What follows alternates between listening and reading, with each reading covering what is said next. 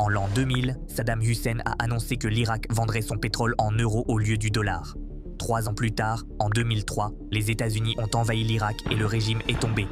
En 2009, Mouammar Kadhafi a proposé l'idée de créer une monnaie africaine unifiée adossée à l'or pour vendre le pétrole. Et en 2011, son régime est tombé après une intervention militaire de l'OTAN et la Libye est entrée dans une période de chaos. La raison était-elle le dollar? C'est ici que commence la véritable histoire. Depuis 1974, il existe un accord non totalement officiel entre Washington et l'Arabie Saoudite. Le pétrole est vendu en dollars en échange d'une protection américaine. C'est ainsi qu'est né ce qu'on appelle le pétrodollar. Qu'est-ce que cela signifie? Cela signifie que tout pays souhaitant acheter du pétrole doit d'abord obtenir des dollars. Cela crée une demande mondiale massive pour la monnaie américaine et permet aux États-Unis de financer plus facilement leurs dettes. Mais le monde change. La Chine est aujourd'hui le plus grand importateur de pétrole au monde et a commencé à conclure certaines transactions en yuan.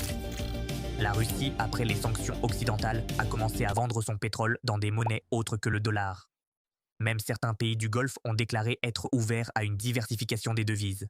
Si le pétrole cesse d'être largement vendu en dollars, la demande mondiale pour la monnaie américaine pourrait diminuer et la domination financière de Washington pourrait s'affaiblir. Mais la question n'est pas « le dollar va-t-il s'effondrer demain ?» La vraie question est « assistons-nous à un basculement lent de l'équilibre du pouvoir économique mondial